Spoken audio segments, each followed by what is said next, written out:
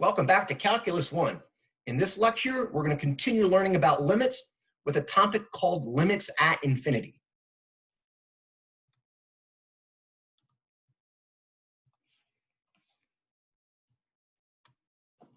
All right, so if we think back to what we've been learning about with limits so far, we've been letting x, our variable, approach a number.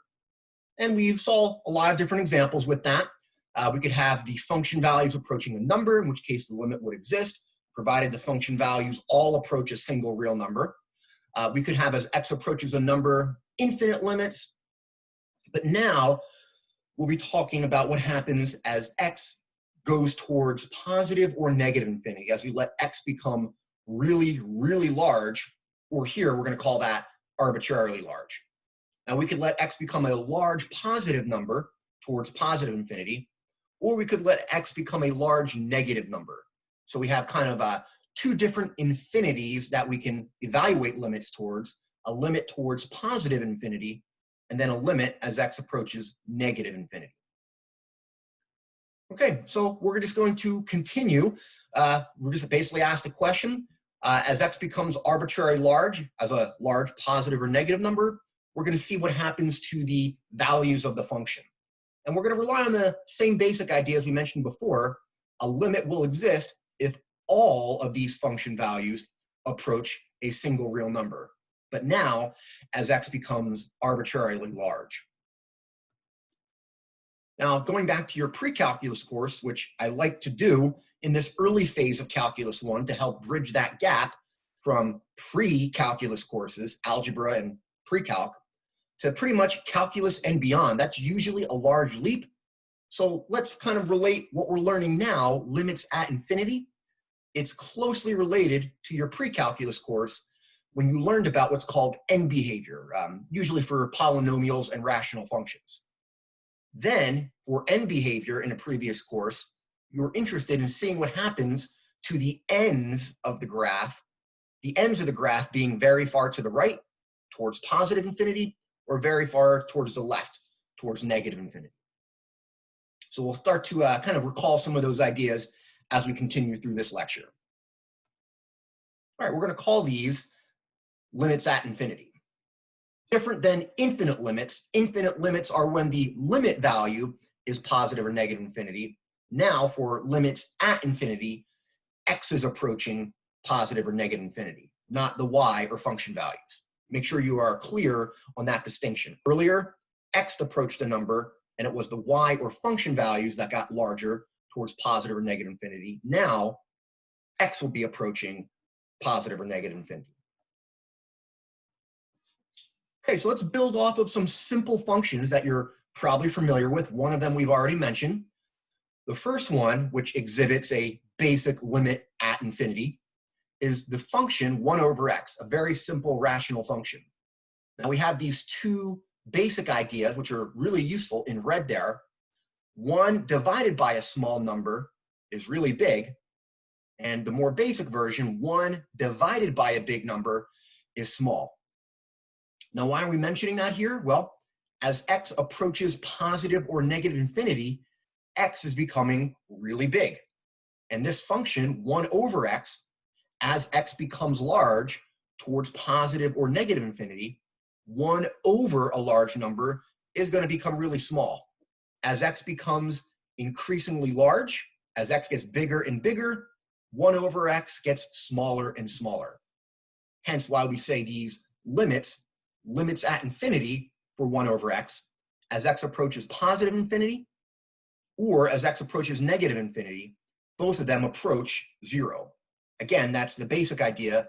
1 divided by a big number, either a big positive or a big negative number, is really small. All right, now let's think graphically what this would look like. We hopefully know the graph of 1 over x.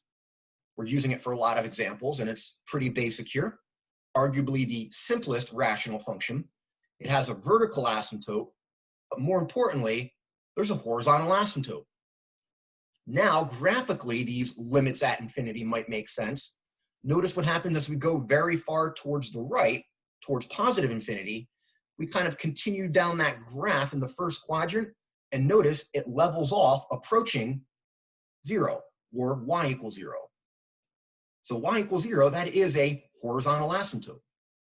Now, there's the same asymptote as you let x approach negative infinity, go very far towards the left. But now, since x is negative, 1 over x is also negative.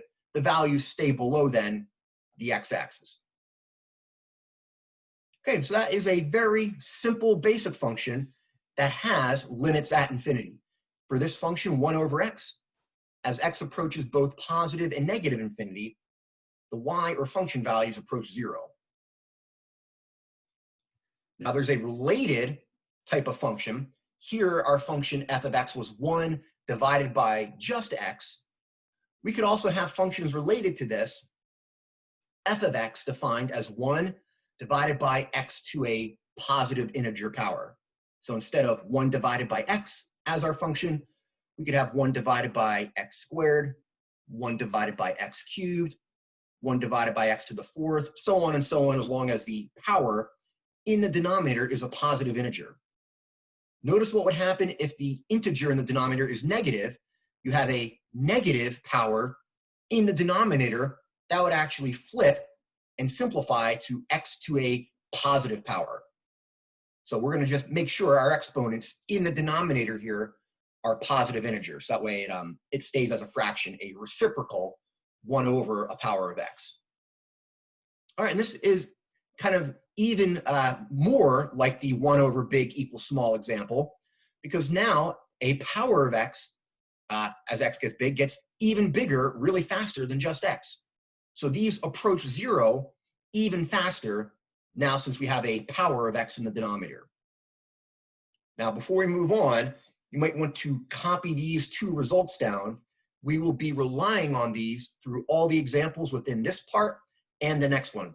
We're going to call these reciprocals, or reciprocal powers, or reciprocal limits. And they're going to be basically the building blocks for the type of limits we're going to evaluate and learn about in this section. So I'll pause to give you a few seconds. And with that out of the way, let's get to a second type of basic function, again coming from your pre-calculus course, that has horizontal asymptotes, or limits at infinity. And it's the graphs of exponential functions, e to the x and e to the negative x. These are incredibly important basic functions and graphs to know throughout the standard calculus sequence. So if you aren't familiar with these now, definitely make sure you're comfortable and memorize these. We'll be using these a lot within our course, Calculus 1, this semester. All right, and they're really simple. This would probably been maybe the around the halfway point when you were covering exponential and logarithmic functions in your pre-calc course. And here for calculus, we're going to be mainly concerned with base e. All right, now the peculiar thing about these functions is they no longer have a horizontal asymptote in both directions as you go very far to the right and as you go very far to the left. Individually, the graphs of y equals e to the x and y equals e to the negative x only have a horizontal asymptote in one direction.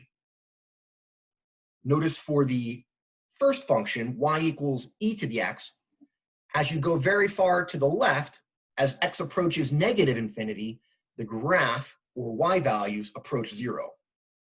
As you go very far to the right for the graph of y equals e to the x, notice it exponentially increases towards infinity. So here, y equals e to the x only has a limit at infinity as x approaches negative infinity. That's completely fine. You might be tempted to think from your pre-calculus course that a function has to have the same horizontal asymptote in both directions, but that's not mathematically true. The functions you encountered in your pre-calculus course were rather simple. Now, Calculus 1 and beyond, it's completely fine and common for a function to have a horizontal asymptote in only one direction, or different asymptotes, horizontal asymptotes that is, as you let x go to the right and left towards positive and negative infinity. All right, now there's the related version, y equals e to the negative x.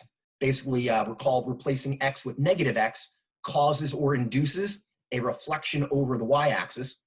So as long as you know the basic graph of y equals e to the x, you can replace x with negative x, and it flips the graph over the y-axis. All right, and now y equals e to the negative x has a horizontal asymptote as x approaches positive infinity. All right, and it's useful just to be able to switch back and forth. Notice we can write e to the negative x alternatively with positive exponents in the denominator. E to the negative x we can write as 1 divided by e to the positive x. So just make sure you're comfortable switching notation. We're going to rely on that. Now this is useful because notice e to the x will get bigger as x approaches infinity. And this second limit here, the limit involving e to the negative x, as x approaches infinity, take a look at the alternate version, 1 divided by e to the x. Here, 1 over e to the x, that denominator is getting bigger. 1 over a big number is small, which is why here, the limit as x approaches positive infinity of e to the negative x approaches 0. All right, now some examples we'll be getting to will rely on these results.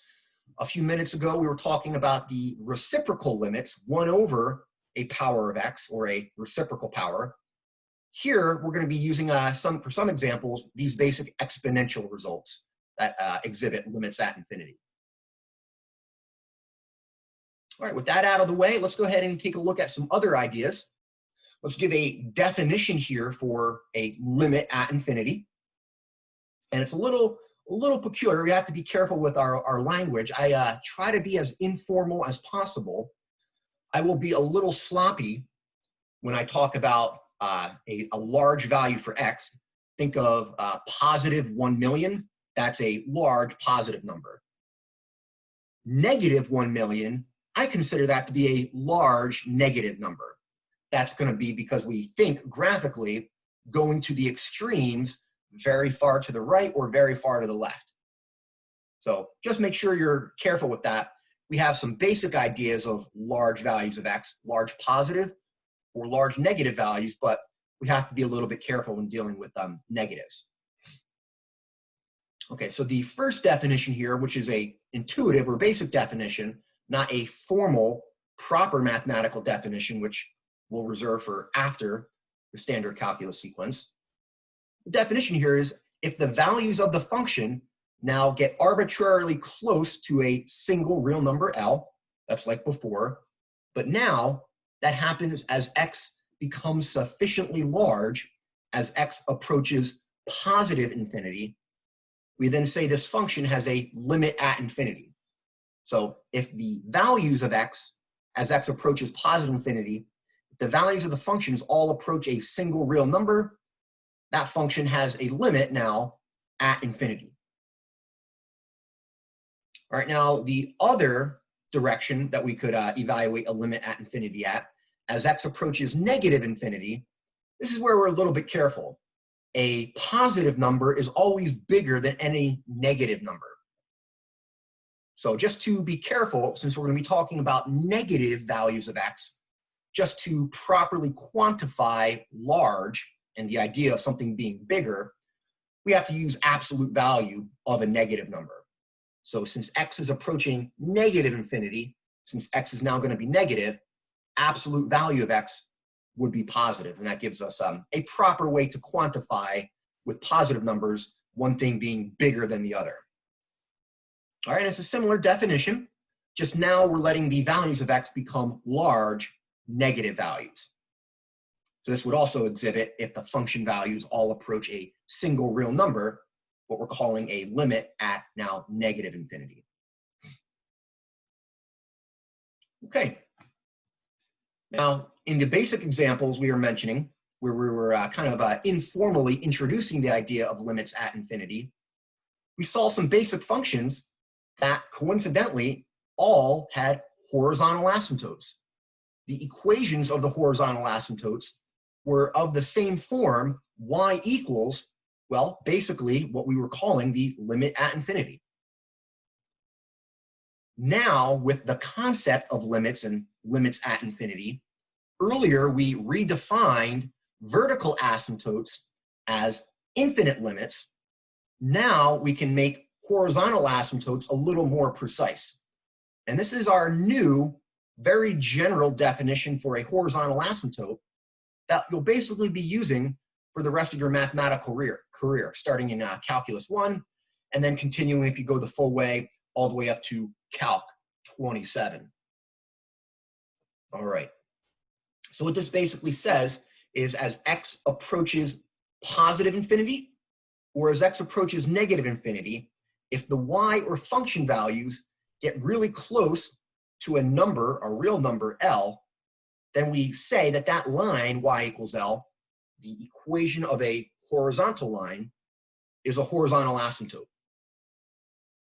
All right, now before we advance, I want to make sure you're clear. Earlier, probably in your pre-calculus course, you had asymptotes informally defined and thought of as asymptotes were lines that the graph approaches but never touches or crosses. Well, that's only partially true for the very simple functions you encounter in your pre-calculus course. Notice this definition here now for a horizontal asymptote says nothing about the graph not being able to touch or cross the asymptote. So make sure you relax that kind of earlier interpretation. Give up thinking of asymptotes as lines that your graph only approaches but never touches or crosses. Give that up. We're going to see quite frequently graphs can cross a horizontal asymptote. Now let's start with a simple one. So here's an example for a function that has a limit at infinity, where the graph crosses or touches here that horizontal asymptote, y equals 1. Okay, now this one's rather simple. This one crosses the asymptote just once, so it's kind of a small leap from your pre-calc course. Well, let's take it to the extreme. Let me give you an example of a graph here where the graph or curve crosses the asymptote an infinite number of times. Now the graph's a little bit complicated. What I want you to kind of imagine is the ideal case without friction when you drop a, let's say a ball, a basketball. Each time it bounces, each bounce or height is a little less. If you ignore friction and everything, it will keep bouncing, but really, really small bounces thereafter. Just very informal idea describing this next graph. Now, this is hard for me to draw accurately by hand since the width of my pen here actually has a width. So we just consider this a mathematical idealized representation for what's happening. Notice in that graph that's wiggling, oscillating, as you go very far to the right, we're pretending or imagining here, as best as we can draw it by hand, that it's oscillating each little amplitude a little bit less than before. And eventually, with the width of my pen, the oscillations, I couldn't even draw them accurately. So just imagine it keeps oscillating, but very, very small as you go very far to the right. This weird function also has a limit at infinity. All right, and notice again, that goes to the extreme, an example here of a function, graph or curve, that crosses the asymptote an infinite number of times. All right, with that out of the way, let's get to some other basic examples. We're going to still bridge the gap from your pre-calculus course to topics here in Calc 1. And let's take a look at a hopefully familiar type of example. Now you might be arguing that you didn't learn about limits at infinity in your pre-calculus course, which I would agree with, you didn't. But what if I told you this question could be reinterpreted as a pre-calculus question? Here we have a rational function. I want you to make the connection, limits at infinity, what we just defined. If a function has a limit at infinity, if the y or function values approach a number L, then we say the function has a limit at infinity.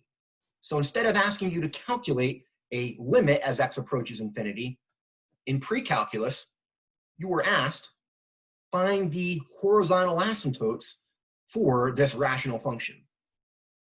Now, we're not going to go through this in detail. You can review that if needed. But in this case, which is useful, it pops up a lot within the calculus sequence and beyond. For this rational function, notice the powers of x, the degrees of those polynomials in the numerator and denominator, are equal. Both the numerator and denominator are degree 2 polynomials. Now, if you're experts on all things pre-calculus, you recall for a rational function, in the case where the degrees of numerator and denominator are equal, the asymptote has the equation y equals the ratio of leading coefficients. Your leading coefficient in the numerator is 4. Your leading coefficient in the denominator is 2. Your asymptote here is y equals 4 over 2, or 2. Don't just write the horizontal asymptote is 2. You have to be stating and writing the equation of a horizontal line. And those were all the form y equals a number. So y equals 2 here is our equation for the horizontal asymptote.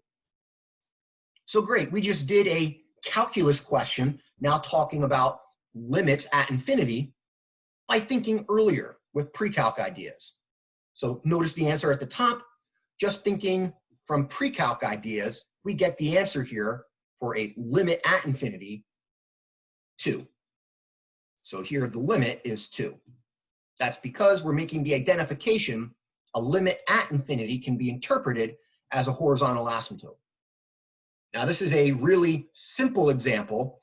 We're going to be encountering more complicated functions, and this approach about thinking about rational functions will not work in general. So what we're going to need here is something new.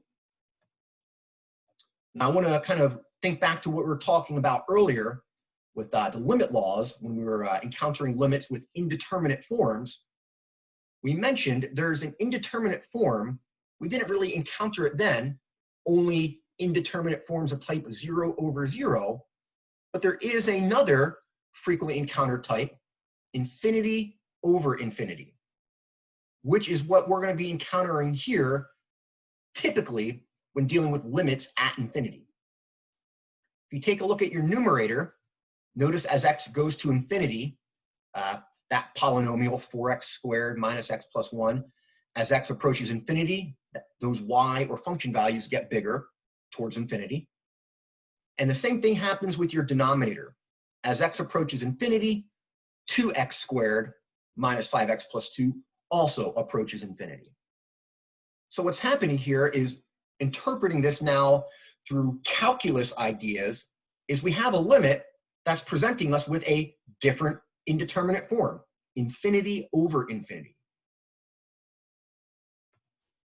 And none of our previous algebraic tricks will work. Factoring won't work. Expanding won't work. There's no radicals or square roots here, so forget about using the conjugate. And we already have a single fraction. We don't need a common denominator when working with a single fraction. So for this indeterminate form, infinity over infinity, we need a new algebraic trick. And I'm going to state the trick I like, slightly different than maybe what other mathematics professors and instructors might be stating in their Calculus 1 course. It's equivalent. The trick I like is to divide everything, divide all terms, numerator and denominator, by the largest term. Now what we have to identify is for each type of function, here a rational function, in a few minutes we'll take a look at some more complicated ones, especially within part 2 of this lecture, where it's not quite as obvious what the largest terms are. They're typically powers of x or exponential functions. So those, what we reviewed earlier with the reciprocal limits and exponential functions, are usually going to be our largest terms. Again, just to state it clearly, most examples we're going to encounter, the largest terms for each question will be a power of x or some sort of exponential function. All right, with that out of the way, let's take a look at our first example. We're going to redo this example. Notice it's at the top of the screen. Thinking through pre-calculus ideas, horizontal asymptotes of rational functions, we get an answer here of 2. Let's go through, for example 1, the same question, but only using calculus methods.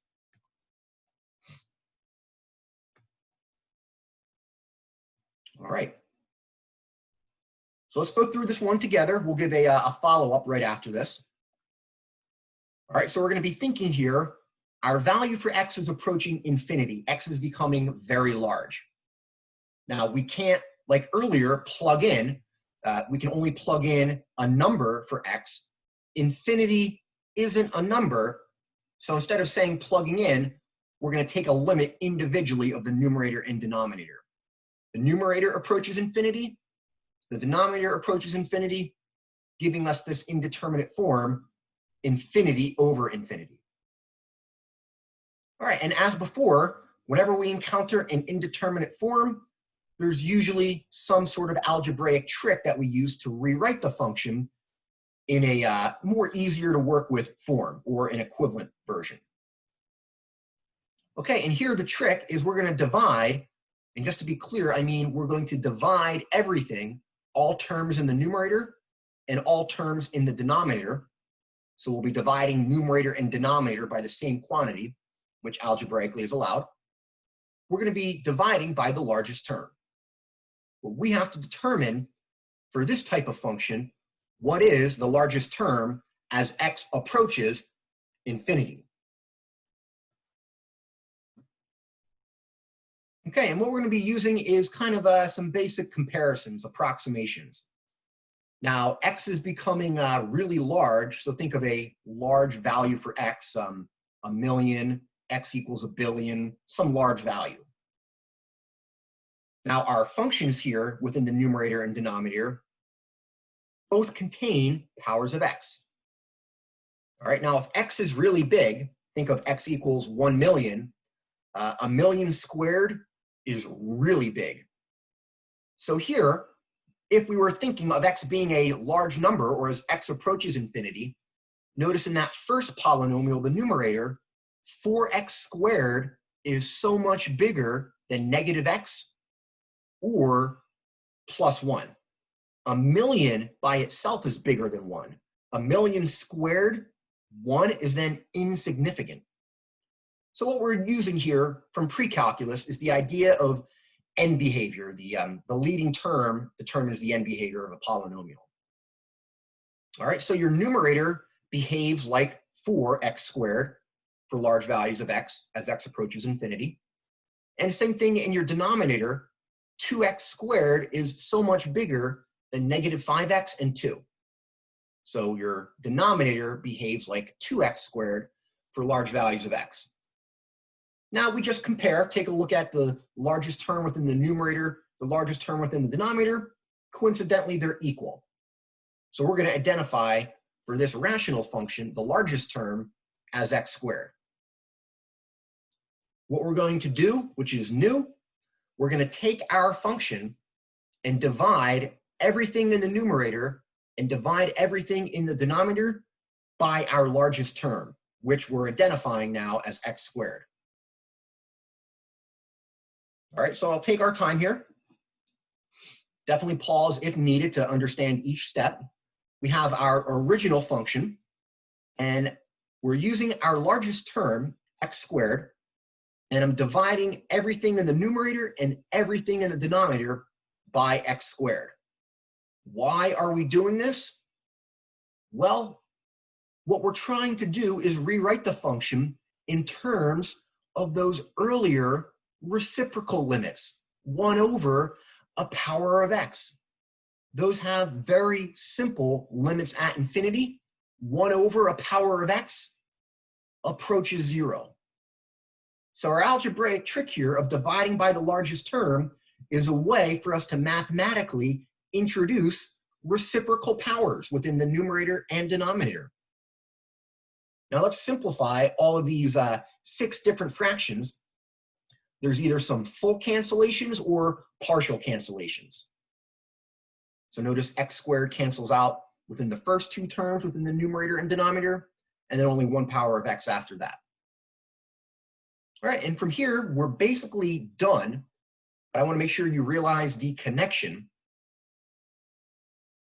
4 of those individual terms, 1 over x, 1 over x squared, 5 over x, and 2 over x squared, the term circled there, as x approaches infinity, all of those reciprocals, a reciprocal power of x, they all approach 0 as x approaches infinity. Now, just to be clear, what's happening here is we're not replacing those terms circled in red with 0. So we're not just plugging in 0 for them. But what we're doing is evaluating the limit, applying some limit laws, and in doing so, the limits of those 2 terms in the numerator that are circled and the same 2 terms that are circled in the denominator, they all approach 0 as x approaches infinity. So it kind of looks like we're plugging in 0, but we're really taking a limit of each part. So notice your numerator then approaches 4, your denominator approaches 2, giving us what we expected, a limit at infinity now of 2. That would be enough for us to interpret the graph of this function has a horizontal asymptote with equation y equals 2 as x goes towards positive infinity. All right, now definitely pause to go through this kind of if needed again before we go to the next example. The next example, we're going to take a look at the alternate approach, which I want to say is no more correct or wrong. There's just certain examples where my approach, dividing by the largest term, or another professor's approach, dividing by the largest term in the denominator, well, depending on your examples, one of those approaches might be easier or a little more complicated to apply. So we'll take a look at both. That way you have as many tools in your toolbox as you continue through the calculus sequence. When you're ready, unpause or pause, and then we'll advance to the next kind of discussion example. All right, so when you're ready, let's take a look at this. Again, it's a limit as x approaches infinity for the function x squared plus x, but now divided by negative x plus 3. All right, so earlier, the example we just looked at, I'd be advocating to divide by the largest term. And if you take a look here at your expression, there's just a few powers of x. X squared within the numerator is larger than x or negative x. So here, we're going to identify the largest term overall as x squared.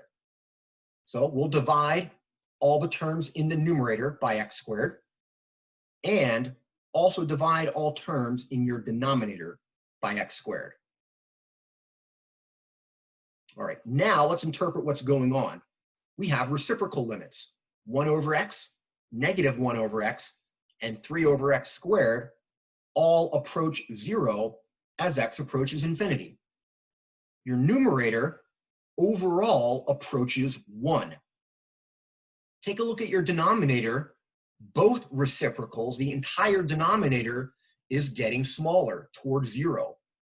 So here we have a limit that seems to be looking like 1 over 0, or it is approaching 1 over a small number. 1 over a small number gets big towards infinity.